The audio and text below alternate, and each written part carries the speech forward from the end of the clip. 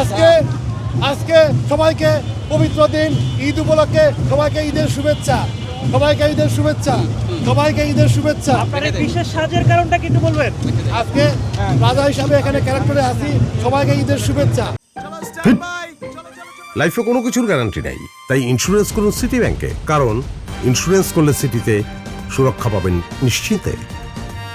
সম্মানিত সম্মানিত সাংবাদিক ভাইয়েরা, সম্মানিত শ্রদ্ধেয় সাংবাদিক ভাইয়েরা, আপনারা কষ্ট করে ঈদের দিন আপনারা কষ্ট করে সাক্ষাৎ নিয়েছেন আমাদের, এই জন্য আপনাদেরকে আমাদের ব্যক্তিগত রাজ্যের তরফ থেকে শ্রদ্ধা, ভালোবাসা, স্নেহ, আদর থাকলো আপনাদের প্রতি। আপনারা দয়া করে আমাদের রাজ্য থেকে কিছু আমাদের সামগ্রিক খাবার আছে, আপনারা খেয়ে যাবেন। আপনাদের প্রতি দোয়া, ভালোবাসা থাকবে। আজকে রাজা ক্যারেক্টারে আমি আসি এখানে, আমার রাজ্যের সব বাহিনী আছে। আপনাদের মাধ্যমে দেশবাসীকে একটা কথা বলতে চাই, আমরা মিলেমিশে এই দেশটা পরিচালনা করতে চাই, যাতে কোনো ঝগড়াঝাটি না হয়। আজকে পবিত্র একটা দিন, পবিত্র দিন আমরা দীর্ঘ 30টা রোজা করলাম।